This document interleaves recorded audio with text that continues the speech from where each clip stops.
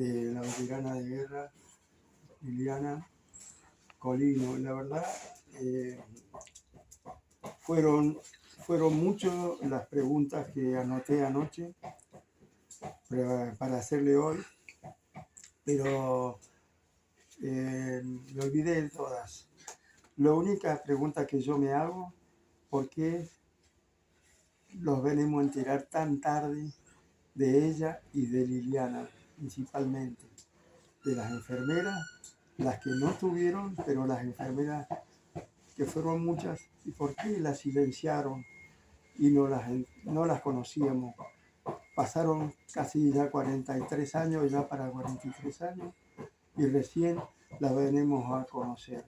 Y ahora estamos conociendo personalmente, ya hemos tenido la oportunidad de estar con ella, con Liliana, María Liliana Colino, y un placer. Buenas tardes, Lili, ¿cómo estás? Hola, buenas tardes. Primero, a nosotros no nos silenció nadie. El que nos silenció fue la sociedad, porque la sociedad no tenía interés en saber de Malvinas. Eso es el primer punto. A nosotros nadie nos impidió hablar. Cuando el otro no te pregunta, no tiene sentido que vos hables. Y a la sociedad en ese momento, después de la derrota, evidentemente estaba demasiado dolorida y era una cicatriz demasiado reciente como para hablar. Y yo eso lo entiendo, ¿no es cierto? Ese es el primer punto. Segundo, las veteranas de guerra reconocidas, es decir, nosotros fuimos reconocidas, las verdaderas veteranas fuimos reconocidas por la fuerza a la que pertenecemos al mismo tiempo que los varones. A mí Fuerza Aérea me condecoró el 1 de mayo de 1983, que es el bautismo de fuego, se conmemora el bautismo de fuego Fuerza Aérea, en el helipuerto del edificio Cóndor, junto con los varones. A las de Ejército también, las reconocieron, y a las de la Marina Mercante también. Las enfermeras, el resto de las enfermeras son continentales. Estuvieron en el Hospital Rubicable o en Puerto Belgrano, pero no estuvieron dentro de la zona de exclusión que se considera la riesgosa, digamos, ¿no? Porque es donde se desarrollaban las batallas. Las veteranas reconocidas son 6 instrumentadoras quirúrgicas que estuvieron en el buque Hospital Almirante Irizar, que se mantuvieron dentro del buque, y 6 de la Marina Mercante, que estaban en 4 buques, 2 que eran radiooperadoras en cada buque, una comisario de a bordo y una enfermera. Pero esta enfermera no atendía a los pacientes, es decir, era parte de la tripulación del buque. Estos buques lo que hacían era tarea logística, es decir, llevaban lo que solicitaban a Puerto Argentino, no directamente a Puerto Argentino, porque en ese entonces Puerto Argentino no soportaba buques de gran calado. Entonces ni el Irizar, ni los buques de la Marina Mercante, ni los de la Armada podían entrar. Entonces, ¿qué pasaba? Había unas barcazas que se llamaban Yewin, que se acercaban a los buques y llevaban las cosas o lo que había que traer. Porque a veces, por ejemplo, también los buques de la Marina Mercante rescataron a los pilotos que se eyectaron o a los náufragos. Claro, yo lo quería preguntar, Lili y César. Hay tantas cosas que no tenemos en la cabeza. Una de las cosas, y quisiera empezar por el principio, porque es muy lindo lo que nos vamos a ir enterando nosotros. Quisiera saber al principio de María Liliana Colino, mi joven hija de misionero, ¿no?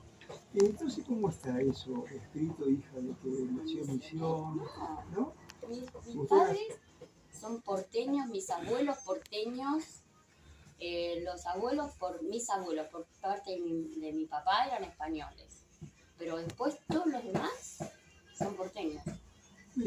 Hay un informe, está mal, a donde dice que usted es hija de... Hay tantas cosas que están mal, por eso únicamente hay que guiarse por lo que uno dice y claro, no por lo que dicen los demás. Una vez en el Congreso de la Nación decía Luis Landricina que los veteranos, el día que muera el último veterano, se morirá la historia real y después se va a escribir como Exactamente, por eso nos esforzamos tanto los veteranos, para que se sepa la verdad, y no la que algunos quieren hacer creer, o los que algunos, sin realmente consultar a las fuentes, dicen algo que escucharon. Así que usted nació aquí en la provincia. En Caballito nací. Más al centro de la capital federal no pude haber nacido. No me diga. Caballito es el centro geográfico de la capital federal. ¿Usted cuando estuvo en Malvinas, cuando estuvo, era muy jovencita? Tenía 25. 25 años. Y bueno. Ya me había recibido de enfermera, ya me había recibido de veterinaria y ya había hecho el curso de instrucción militar en Fuerza Aérea. ¿Y ingeniería industrial? Ingeniería?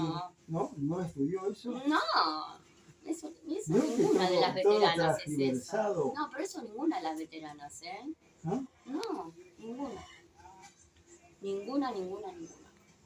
Bueno, esto es lo que nosotros venimos diciendo la verdad, y es lindo porque la gente entra y encuentra las historias y es todo transgiversada, porque habíamos encontrado la historia de ella, que era hija de misionero, que tenía la menor de 6 hermanos. No, yo era la mayor de 2 hermanos.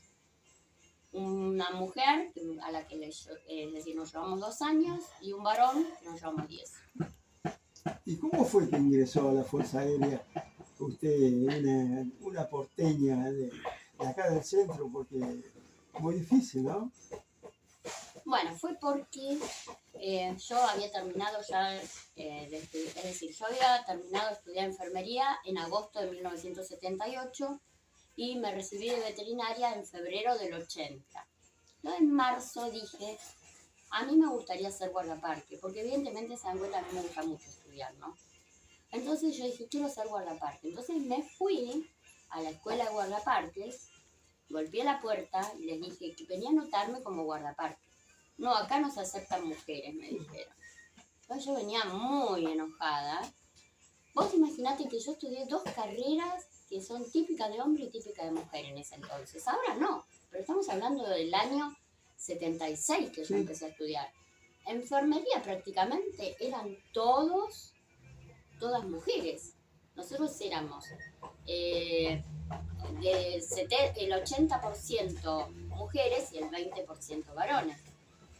En veterinaria era totalmente al revés.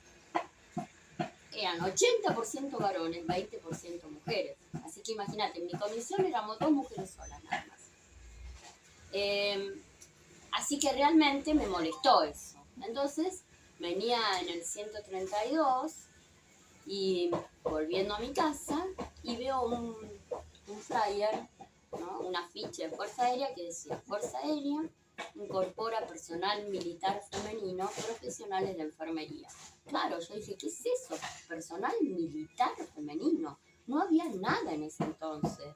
A ninguna mujer se le hubiera ocurrido que iba a poder entrar como militar, porque no había mujeres ni en ninguna fuerza armada, ni en la policía, ni en ninguna fuerza de seguridad, nada había. Y dije, bueno, voy a ver qué es. Fui, me anoté, me dieron para hacer todos los exámenes de ingreso en el IMAE, después tuve que dar un examen de conocimiento, después otro examen de aptitud física, todo eso. Bueno, ingresé y fui a hacer el curso de instrucción militar. Pero como era lógico en esa época, no íbamos a estar con los varones, porque hasta ese momento las escuelas primarias y secundarias no eran mixtas, ¿no es cierto? Nada más que el jardín infantil y la facultad.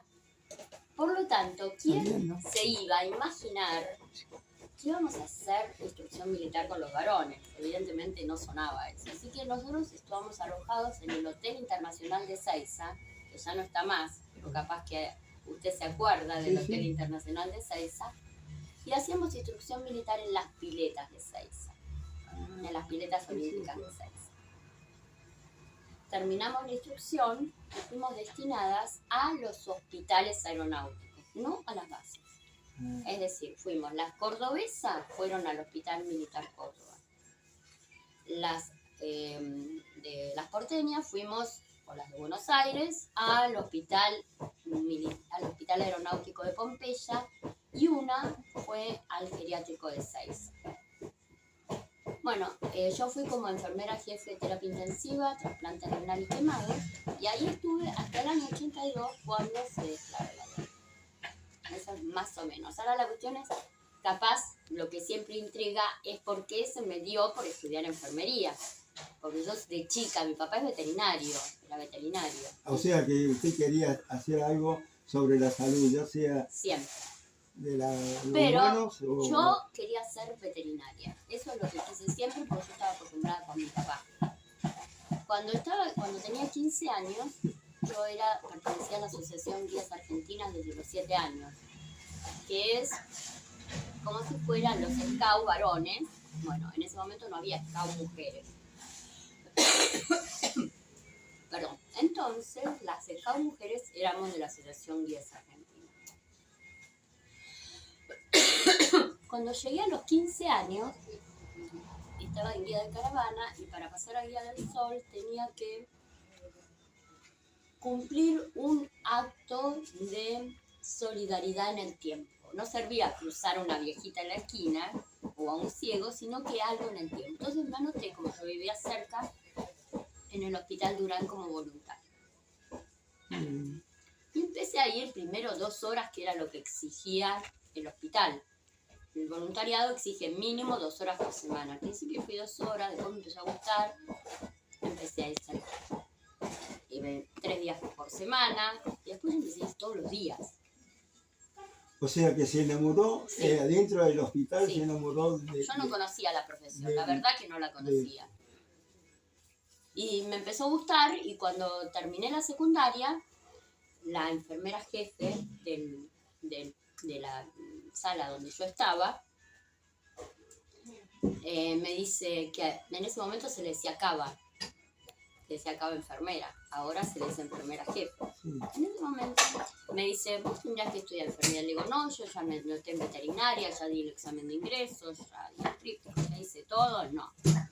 Pero vos tenés que intentarlo. Y yo le dije, bueno, mira, me dice, yo te acompaño a anotarte. Bueno, le digo, pero veterinaria lo voy a hacer igual. Me dijo, vos intentalo. Bueno, la cuestión es que empecé a estudiar las 2 carreras al mismo tiempo, y como las 2 me gustaban, las terminé las 2. Lo que pasa es que veterinaria es más larga que enfermería. Así que por eso es que terminé haciendo enfermería, por eso es que terminé ingresando en Fuerza Aérea y por eso terminé en las Malvinas. La verdad que la historia es muy linda, para que nosotros, linda la historia del comienzo de Liliana, ¿no? Porque después tuvo que abrazar muchas cosas que fueron a lo mejor difíciles, ¿no? Y como ella decía, que la sociedad no los recibió. Lo sabemos nosotros, que los trajeron a los veteranos, hoy veteranos de guerra, a los soldados, por la puerta trasera, cuando tenían que haber venido por la puerta grande. Hay una historia muy linda cuando Puerto Madre se queda sin pan. Quizás esos momentos fueron muy difíciles, porque los muchachos cuentan que los traían tapados con lonas en los camiones, y el pueblo, ellos sentían el griterío, y era que el pueblo estaba recibiendo. Y eso es lo que vivieron ustedes también. Yo no. ¿No? ¿Por qué? Yo les voy a explicar por qué. Porque el 2 de junio, yo fui el 28 de abril. El 2 de junio me mandan de vuelta a Buenos Aires, porque me mandan a hacer el curso de promoción oficial. Nosotros cuando ingresamos, como éramos las primeras y no sabían cómo iban a funcionar las mujeres como militares, nos dieron como ya teníamos la carrera terminada, nos dieron el grado de cabo principal. Pero eso estaba mal, porque en las Fuerzas Armadas, si uno tiene secundario completo y universitario, ingresa como oficial. Entonces, el 2 de junio me mandan de vuelta para ir a la Escuela de Aviación Córdoba, porque el 6 de junio empieza el curso de promoción oficial. Quiere decir que yo, cuando viajé, todavía no habíamos perdido la guerra. El 14 de junio hacemos la formación de la mañana y el oficial de turno nos dice: tengo que darles una mala noticia. Entonces nosotros nos mirábamos medio, ¿viste? Porque siempre que te decían eso es porque alguno quedaba fuera, porque en las escuelas es así. Cada vez que a alguno no le gusta, lo dejan afuera y se tiene que volver. Entonces nos miramos y dijimos: ¿a quién le tocará? Y de ahí fue cuando nos dijo: se firmó el cese al fuego. Realmente nosotros nos quedamos perplejos, porque, a ver, yo las últimas versiones que había tenido de todos los evacuados es que la estaban peleando, que la seguían peleando y que se sentían con ánimo y con fuerza para derrotar, ¿no es cierto? Entonces, que te digan de repente que se firmó el cese al fuego, no entendíamos nada. Pero claro, hay que entender que estábamos en la escuela de aviación. En esa época no había internet, no había wifi, no había celular. Nosotros no teníamos radio, no teníamos televisión, no teníamos nada, porque la escuela de aviación se va a estudiar en esa época, no sé ahora, porque viste que todo cambia, la educación. En esa época se iba a estudiar y nada más. Entonces uno entra en la vorágine de tener instrucción militar a la mañana, clases teóricas a la tarde, había que estudiar para los exámenes del día siguiente, a la noche imaginaria, y es como que Malvinas fue quedando en el inconsciente. Cuando volví a Buenos Aires a fin de año, nadie preguntaba por Malvinas. Es como que no había pasado Malvinas. A nadie se le ocurrió decirme cómo fue, qué sentiste, no, nada. Entonces, evidentemente, yo no podía hablar si a nadie le interesaba saber. Y eso hay que entenderlo, porque no es que no nos quisieron recibir. Es que realmente la sociedad quedó muy golpeada con esto, porque estaba muy ilusionada de poder recuperar las Malvinas. Porque hay que tener en cuenta que en esa época, estoy hablando del año 82, no es lo mismo que lo que piensan ahora los niños. En esa época, las Malvinas se consideraban Argentina fuertemente. Ahora hubo como que resurgió esto. Pero mis hijos cursaron la escuela primaria y secundaria y de Malvinas no se hablaba. Entonces hay que entender eso, que después es como que Malvinas fue quedando en el olvido. Bueno, pero yo como siempre digo, después la sociedad va recuperándose de su herida y se empieza a interesar. Y en realidad los primeros que se interesaron, yo le voy a decir que a mí en el año 2003 me vino a hacer un reportaje en Infobae. Después, en el 2005, vino la revista 23. Sí. Después, que hace mucho ya no está, pero en esa época era era como 7 días más o menos. Después vinieron de C5N. Con ese entonces yo tenía mis hijos chicos. Y yo realmente no tenía tiempo para andar, porque yo tenía 3 chicos que iban a la escuela, que iban a natación, que iban a inglés y que yo estaba sola, porque yo me divorcié. Entonces es como que no tenía tiempo, entonces venían acá. En la época, yo me entero de ustedes en el 2018. Yo le conté a usted que hacemos la semana de Malvinas, en todo Monte Grande, una semana del 28 hasta el 2 de abril. Y un amigo me preguntó, che, ¿por qué no traes? ¿Por qué? Le digo, yo no conozco, no sé nada. Y empecé a preguntar sobre ustedes, pero nadie me sabía decir Hay nada. mucha confusión, porque Claro. todos se enganchan más con las continentales. Claro. Ese es el problema más grave, porque ellas son las que tuvieron más difusión y más publicidad, porque cuando después empezó la guerra ya no había tiempo para fotos, ni para reportaje, ni para nada. Esa es la realidad. Y bueno, cuéntenos, ¿por qué usted estuvo en el hospital el reacomodado? Reubicable. ¿Por qué ese hospital quedó, está en Comodoro Rivadavia? No. Ese hospital es el que se usó para el COVID Ajá. y estuvo en el helipuerto del Hospital Aeronáutico Central, armado, para los pacientes de COVID. En realidad el hospital reubicable estaba destinado a ir a Puerto Argentino. Pero los ingenieros de Vialidad Nacional que ya estaban allá hicieron unos estudios y dijeron no lo traigan porque acá se va a hundir, porque es muy pesado y la turba no lo va a soportar. Por eso es que se instaló en Comodoro Rivadavia. La idea era llevarlo a Malvinas.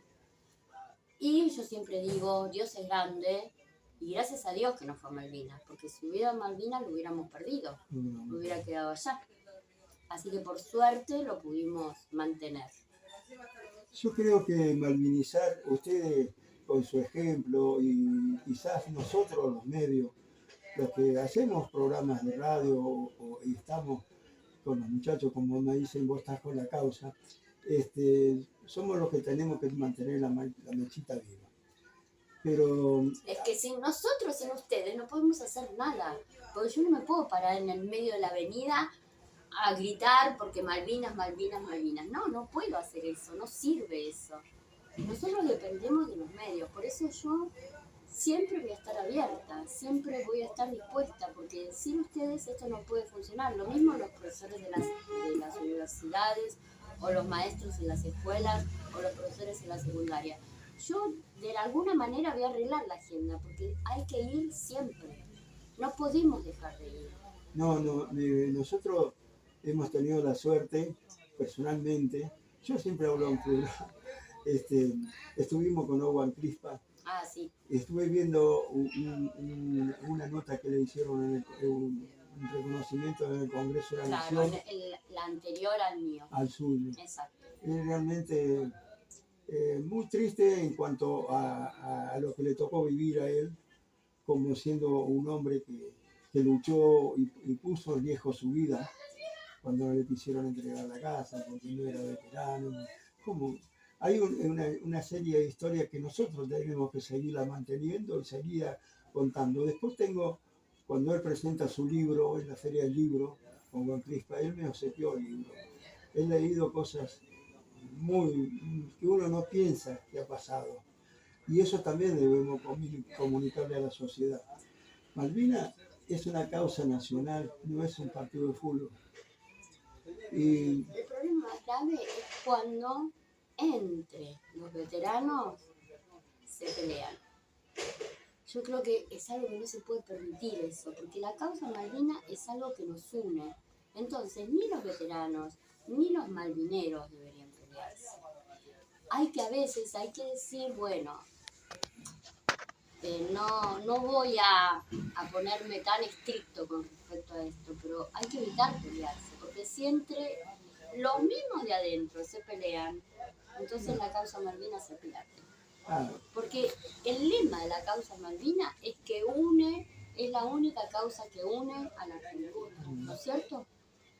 El día que se pelean no une más a la Argentina. Yo creo que eso es fundamental. No hay que pelearse, hay que llegar a coincidencias de alguna manera. Hay que buscar las coincidencias, pero no pelearse. Yo creo que ahora queremos saber nosotros, porque hemos escuchado muchas palabras. Versiones. Muy joven, Liliana le tocó estar en Malvinas. Quiero que nos cuente un poquito la historia de haber llegado a ese hospital a Comodoro, creo que estuvo primero, y de ahí fue a hacer todo su trabajo. Yo estaba desplegada en el hospital reubicable, en Comodoro Rivadavia. Y aparte realicé evacuaciones aeromédicas en avión Merlin de terapia intensiva dentro de la costa patagónica. Por ejemplo, cuando un piloto se eyectaba o los náufragos eran llevados por los buques a puerto, nosotros los íbamos a buscar en el avión de terapia intensiva si estaban heridos de gravedad, evidente. Los llevamos al hospital reubicable, ahí se atendían hasta que venían a evacuarlos de la fuerza a la que pertenecía. Fuerza Aérea trasladaba a todos los pacientes. Después cada fuerza se hacía responsable de sus pacientes. Nosotros no estábamos incluidas en las tripulaciones de vuelo. Por eso soy la única enfermera de Fuerza Aérea. Y ahora van a entender por qué. no estábamos incluidos en las tripulaciones de vuelo, a pesar que nosotros hacíamos guardia de vuelo entre el 80 y el 82, que estuvimos en Fuerza Aérea trabajando, teníamos una vez por mes guardia de vuelo. Así que yo había hecho varios vuelos sanitarios anteriormente. Pero, evidentemente, nunca en situación de guerra y nunca transportando muchos pacientes, porque siempre los vuelos sanitarios se hacen de terapia intensiva. Cuando se produce el desembarco inglés, el hospital de Puerto Argentino informa que estaba sobresaturado de pacientes, que necesitaban realizar una evacuación masiva. Entonces, el médico que tenía que hacer ese vuelo entre el 21 y el 22 de mayo, a la madrugada, me pregunta, pues yo había armado los botiquines de emergencia médica. Es decir, a mí me habían pedido desde el 2 de abril hasta el 28 que me ocupara de equipar los botiquines que van en los aviones. Eso lleva tiempo, porque no es como ahora que uno manda un mail. Antes todo se hacía a mano, había que llevarlo personalmente a una oficina, después personalmente a la otra para que lo autorice, después a la dirección de abastecimiento y después esperar que lo autoricen para que lo compren. Es decir, no es como ahora. Las cosas eran en otros tiempos antes. Entonces el médico que estaba a cargo de ese vuelo, que era en ese entonces el primer teniente Smith, me dice: Liliana, ¿usted estaría dispuesta a acompañarlos en forma voluntaria en este vuelo? Pero tiene que ser voluntario, porque la Fuerza Aérea no la va a obligar a volar. Sí, le digo, yo no tengo problema. Entonces, por eso yo ingresé en una tripulación de vuelo, porque fue voluntario. Bueno, los vuelos se realizaban, en ese vuelo llegamos a la pista. En todos los vuelos siempre se trasladaban todo lo que pedía Puerto Argentino. En ese vuelo se trasladaron en container cosas, porque eran tantas que se trasladaron en containers. Entonces, nosotros íbamos acostados arriba de los containers, porque evidentemente el container ocupa toda la bodega del avión. O sea, muy cómodo en el avión. Sí, acostados así boca abajo. Y estábamos ya listos, ya habían levantado la puerta. No teníamos azafata, nada de eso, no. Entonces ya habían levantado la panza del Hércules, que es la puerta de atrás, y de repente la bajan de nuevo. Entonces nos miramos todos. ¿Qué pasó? ¿Qué pasó? Bajen rápido, vayan al refugio, hay una alerta roja. Entonces bajamos corriendo, fuimos corriendo al refugio, que quedaba más o menos a una cuadra. Y ahí estuvimos en el refugio hasta que decidieron que no había riesgo. ¿Por qué? Porque habían sido aviones nuestros, que como había silencio de radio no podían informar que eran ellos, pero ante la duda en principio se decide que si se acerca a un avión hasta que se puede identificar es alerta roja.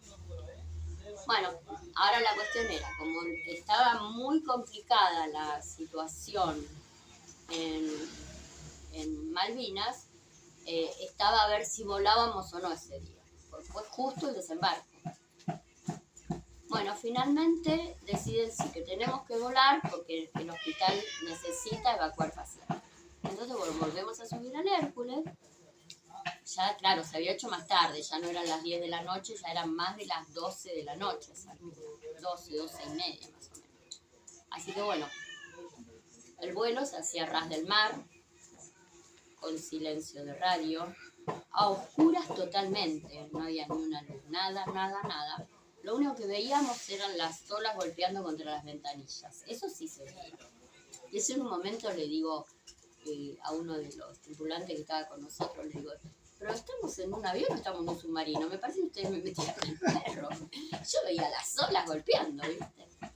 Bueno, la cuestión es que cuando está llegando a Puerto Argentino, que está todo a oscuras, los de pista empiezan a poner bochones de fuego para orientar al piloto de dónde tiene que aterrizar, dónde tiene que ir, porque no aterriza, dónde está el puerto, ¿no? Dónde está, la pista. Llegamos, empieza a carretear el Hércules, ya en pista, pero no se puede detener. ¿Por qué? Porque el Hércules es un avión muy pesado. Nosotros en Fuerza Aérea le decimos la chancha. Sí. Entonces, si aterriza, después necesita mucho tiempo de carreteo para despegar. No es como un avión de combate que enseguida levanta. Necesita tiempo de carreteo. El problema es que estábamos con alertas rojas permanentes. Y si se ponía a carretear, era un blanco muy fácil para ser bombardeado. Entonces el Hércules va carreteando todo el tiempo. Nosotros nos tiramos de los containers, bajamos a la pista, descargan los containers por las roldanas. Cuando terminan nosotros corriendo atrás del Hércules para volver a subirnos, descargan los containers, volvemos a subirnos y empiezan a llegar las ambulancias marcha atrás con las puertas abiertas. Entonces empezamos a pasar a los que se apoyan sobre las ambulancias marcha atrás, van a la misma velocidad de carreteo del Hércules, no sé cómo, pero lo logran. Entonces se apoyan contra la rampa del Hércules y ahí vamos descargando los pacientes. Hasta que vemos que la panza del Hércules se empieza a levantar. Y es porque el piloto recibió la alerta roja de la torre de control de que se acercaban Sea Harrier. Entonces inmediatamente levanta la panza y despega. No importa lo que haya quedado abajo. Y esto hay que entenderlo. ¿Por qué? Porque si el Hércules no despega, no solo se pierde el Hércules, que era el medio que teníamos para el transporte de todo lo que necesita Puerto Argentino y de los heridos, sino que se pierden también las ambulancias. ¿Por qué? Porque las ambulancias estaban en la pista y no tenían contacto con la torre de control. Entonces ellos se daban cuenta que iba a haber un bombardeo cuando el Hércules despegaba. Entonces inmediatamente salían de la pista y volvían al hospital. Hay que tener en cuenta que estamos en plena época de bombardeo. Porque tenían una obsesión por bombardear la pista de Puerto Argentino. Era una obsesión que tenían. No lo pudieron lograr, ¿eh? Sí, la lograron, pero relativamente. ¿Por Sí. qué? Porque los que estaban en Puerto Argentino rellenaban todo y lo hacían parecer como que estaba bombardeado, pero en realidad estaba relleno. Bueno, esas cosas. Los Lo pilotos, atamos con alambre, como decimos, Sí. como dice la canción. los pilotos, los choferes de la ambulancia, de acuerdo a su palabra, hicieron cosas increíbles, ¿no? Sí, aparte no Los eran pilotos de la choferes, chancha. o eran soldados, o eran médicos, o eran bioquímicos, no eran choferes, ¿eh? Eran los mismos que trabajaban en Puerto Argentino